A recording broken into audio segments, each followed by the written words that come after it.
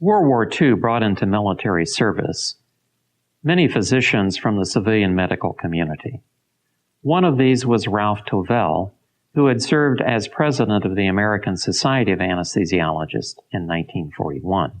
In the initial months of his military service in 1942, Tovell recognized significant problems with the delivery of anesthesia services, much of which could be traced to the lack of standardization.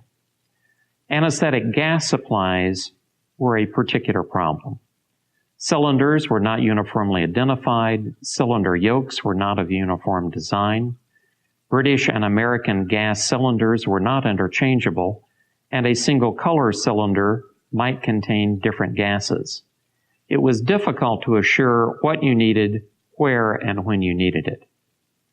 A number of standardization approaches were used to reduce the variety of parts, pieces, identifiers, and potential problems, and overall there were substantial advances in the subsequent months and years. New problems would arise from time to time. For example, in 1944, the Corps of Engineers in Washington ordered that anesthetic gas cylinders be painted olive drab, no matter what their contents.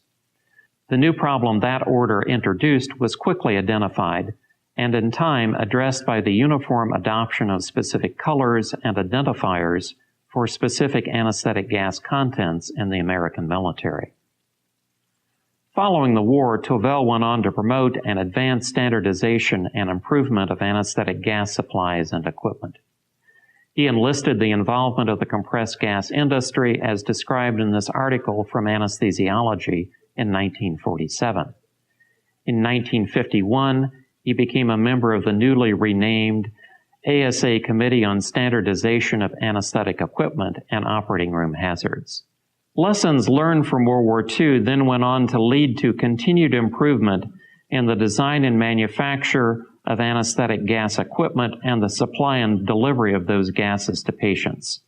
Those improvements increased the reliability of anesthetic gas delivery, reduced the potential of error, and advanced the safe delivery of anesthesia to patients.